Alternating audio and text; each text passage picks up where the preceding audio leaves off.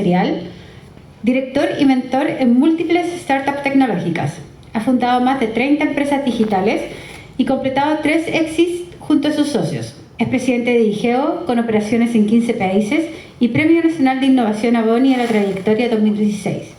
Dejo con ustedes a Roberto Musso, quien hablará sobre inteligencia artificial, el año de la inflexión.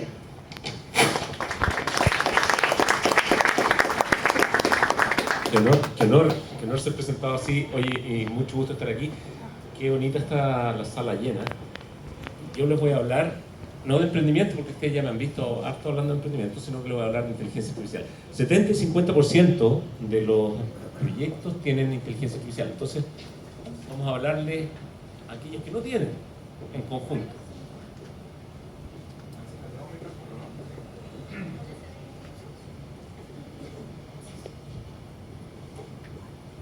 Oye, la pinta de Nico, yo debería haber venido mejor vestido. O sea, qué nivel. Pero bueno, siempre. ¿Verdad? Vamos a hablar de inteligencia artificial un poco entonces. ¿Por qué? ¿Por qué vamos a hablar de inteligencia artificial? Porque a nosotros nos tocó vivir el mayor cambio que ha vivido la humanidad en toda su historia. Y las empresas locales en Antofagasta no lo están adoptando porque son más lentas. ¿Quiénes tienen que ayudarles a adoptar inteligencia artificial? Los emprendedores. Entonces la oportunidad que tienen ustedes es gigantesca. Yo soy emprendedor como ustedes. Este año nos ha tocado formar, junto con la Stefaca, 5 empresas, todas en inteligencia artificial. Entonces algo hemos aprendido y parte de eso es lo que les quiero contar ahora. Al otro lado. Esto apareció en las revistas de octubre en el mundo y estas son las revistas que leen los gerentes. Entonces, inteligencia artificial es el nombre del juego. Si los gerentes están leyendo esto, ustedes vayan a hablar con los gerentes de inteligencia artificial, ¿cierto? Porque están todos necesitando adoptar. Ahora, surgió hace muy poco, 2022, una iniciativa de GitHub que permitió que la inteligencia artificial programara código. Yo pongo el comentario y me construye el código. Ya conocemos que hay bastante de esto, pero ¿qué es lo importante de esto? Que después fue comprada esta empresa por Microsoft. Lo importante es que plantea una forma de relacionarnos los humanos con la inteligencia artificial en el formato de copiloto. Es decir, yo piloteo y tengo un copiloto para todas las actividades. Y eso es lo que deberíamos seguir. La inteligencia artificial no nos va a reemplazar, nos va a colaborar. No nos va a reemplazar todavía, digamos. Pero bueno, a los emprendedores no nos va a reemplazar, ¿no? Hace poquito ustedes conocen ChatGPT. Surgió ChatGPT y probablemente ustedes que son más expertos que yo saben que GPT no es tan importante. Lo importante es la parte chat, porque puso al alcance de todos la inteligencia artificial. Por eso explota ChatGPT, por el chat. GPT significa Generative Pre-trained Transformer, que hay que entender porque ofrece una forma de generar contenido, no solo texto, imágenes, video, otro tipo de elementos, pero lo interesante es la parte chat, la accesibilidad que tiene la inteligencia artificial hoy día para todos. A nivel industrial, ya que estamos en una zona industrial, fíjense lo que pasa acá, visión computacional. Aquí la visión computacional permite que yo vea un proceso de crianza de cerdo, que no aparece en el video ahí, porque el Nico le bajó la resolución. Pero no importa. Imagínense unos cerdos ahí que están siendo vistos por visión computacional, lo que permite que yo administre un proceso minero, en este caso de cerdo, puede ser minería, puede ser de agricultura, puede ser de salmón, desde lejos, con comprensión total de todos los elementos que están pasando por delante de la cámara. Visión computacional es la segunda gran aplicación de inteligencia artificial, siendo la primera procesamiento de lenguaje natural, ChatGPT, ¿cierto? Pero lo más importante es predicción, y vamos a hablar un poquito de eso, y necesitamos que todos nuestros emprendedores entiendan eso. Lo que está pasando hoy día es que surgió una nueva electricidad, surgió una nueva tecnología de propósito general, que es la inteligencia artificial. ¿Y por qué digo una nueva electricidad? Porque la importancia que tiene esta tecnología de propósito general es tan grande que va a tener el mismo impacto que tuvo la electricidad o mayor, como la internet, por ejemplo. ¿Qué pasó con la electricidad? Surgieron muchas industrias nuevas, las baterías, la transmisión eléctrica, la generación eléctrica, la electrónica. Yo soy ingeniero electrónico, si no hubiera electricidad no podría haber tenido trabajo, los computadores, todo eso surge de la electricidad. Lo mismo va a suceder desde la inteligencia artificial. Entonces, ¿dónde queremos crear una empresa? ¿Cómo debería ser nuestra nueva empresa que aproveche esta tecnología de propósito general es un poco lo que vamos a conversar. La humanidad va a cambiar en los próximos 10 años mucho más de lo que ha cambiado en los últimos 300. Mucho más. Y esto que parece un slogan, por favor créanmelo. El fin de semana despidieron de OpenAI, la empresa que creó ChatGPT, a su gerente general, a su CEO, Sam Altman. Y lo recontrataron. ¿Saben eso, cierto? Eso no fue producto que estaba haciendo unos chamullos, fue producto que estaban descubriendo una inteligencia artificial que ponía en riesgo a la especie humana. Por favor, investiguen un poquito ustedes eso. La importancia que tiene esto es superlativa y les pido que ustedes empiecen a seguir eso y lo incorporen en sus startups, porque si no estarían dejando fuera la electricidad. ¿Y a quién le interesa hacer un startup que use energía mecánica y no electricidad hoy día? A nadie, ¿cierto? Lo mismo va a pasar con la inteligencia artificial. Todo interesante, pero, porque siempre hay pero. ¿Conocen a este señor? Elon Musk, Wozniak, Harari, dicen, paremos un poquito las máquinas. Hace un tiempo, hace un par de meses, dijeron, paremos la inteligencia artificial porque podríamos tener problemas de descontrol y podría ser un riesgo existencial para la especie humana. Entonces se forman dos bandos.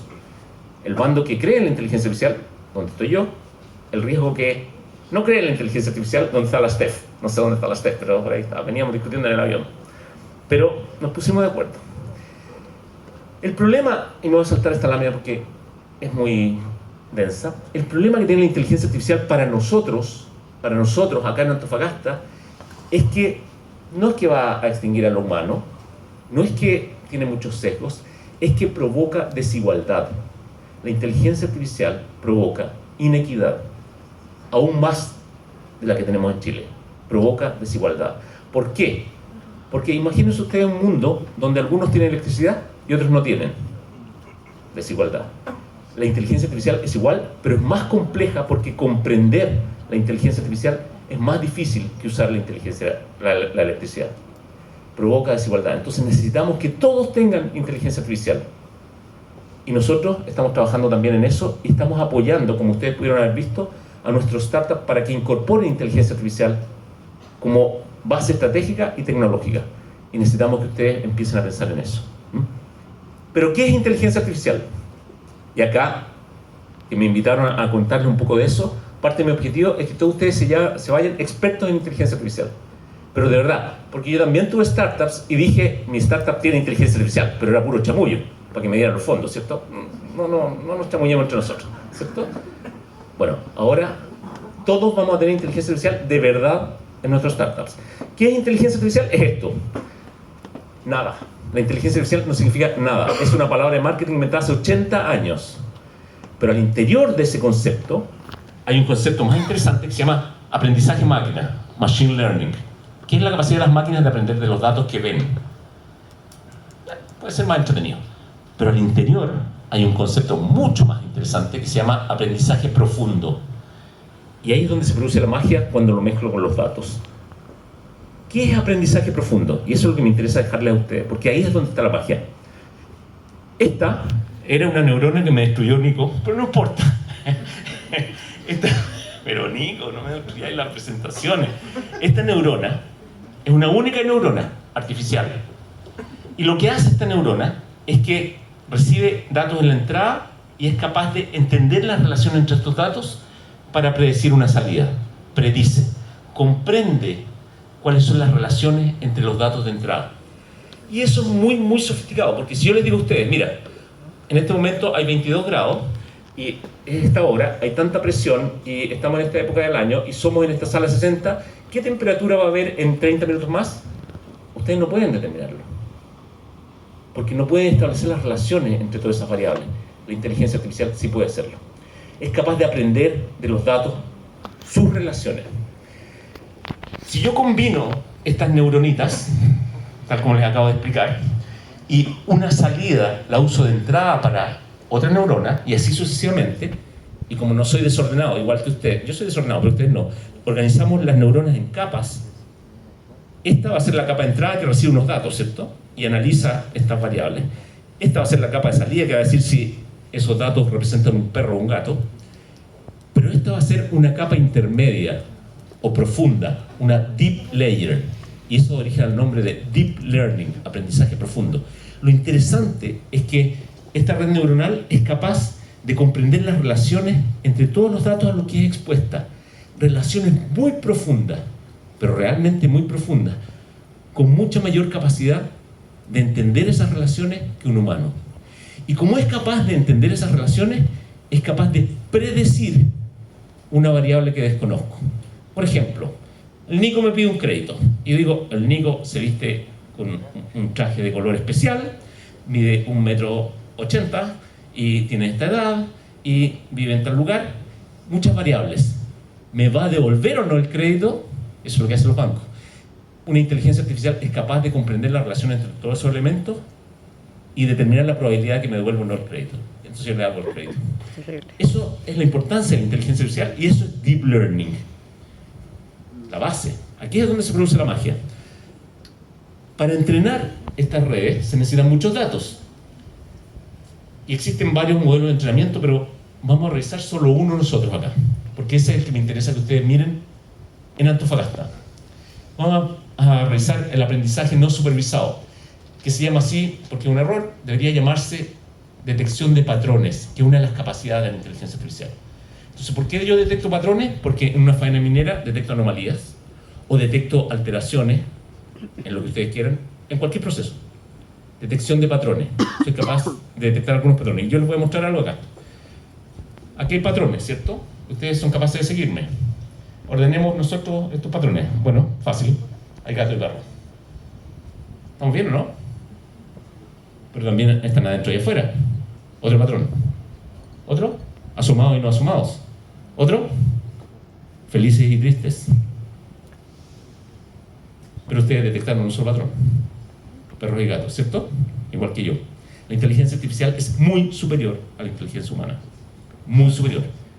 No tengamos ninguna duda, porque siempre hemos discutido eso entre los que estamos metidos en esto. Es muy superior y necesitamos ponerla al servicio nuestro y tenerle respeto. Es muy superior, porque ninguno de ustedes detectó todos esos patrones. Y yo podría seguir mucho rato detectando patrones acá, pero no es la idea, ¿cierto? ¿Para qué sirve?